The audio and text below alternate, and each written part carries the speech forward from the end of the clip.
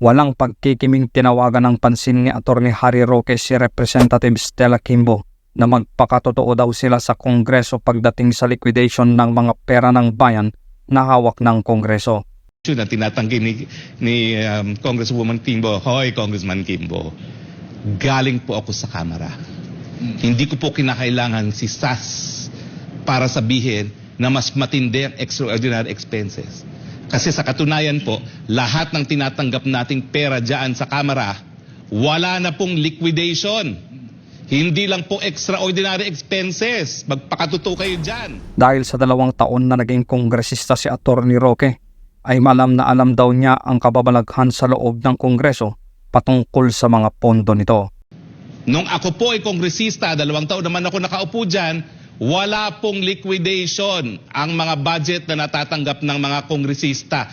Pinipirmahan lang natin ng certification. Mas matindi pa po ang proseso at ang patakaran dyan sa Kamara. Naging kongresista po ako, pinirmahan ko yung mga certification na yan.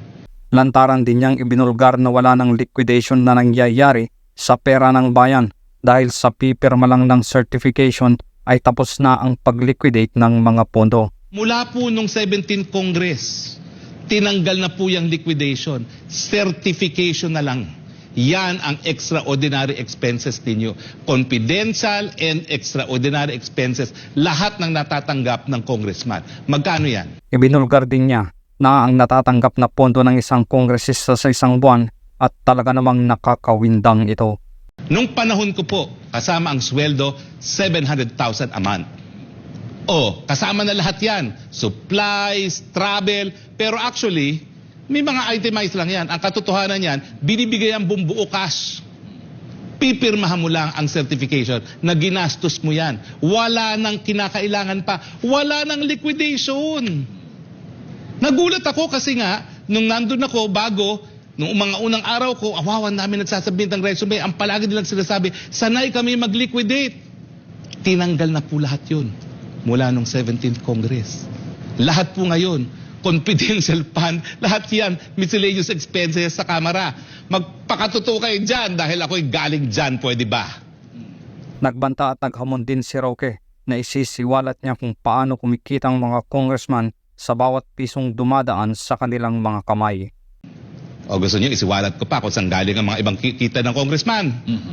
Ako naman, di ako nakinabang dyan dahil biskim nakakuha ako ng budget, ninanakaw naman ng mga district congressman na kontrolado ang district engineer. Pero hindi naman Sige, lahat, attorney. gusto nyo mag-episode tayo, special episode with Blackboard. Kung saan nyo kinukuha ang mga kita ninyo. Kung bakit nagpapakamatay kayo maging chairman ng commission ng Committee on Appropriations. Sige, siwalat natin kung magkano ang proyekto ng mga speaker at magkano ang mga kinikita nyo sa kada piso na ginagastos para sa infra.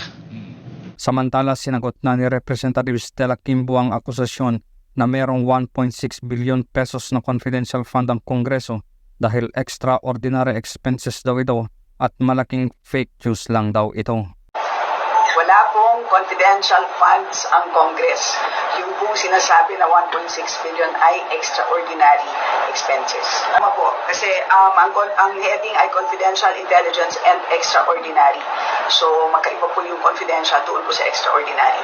Yung extraordinary po ay fully auditable, which is different from confidential. At ang Congress ay wala po ng confidential. Yung extraordinary po ay yung katulad po halimbawa ng expenses during calamities. So that's an example of extraordinary expense.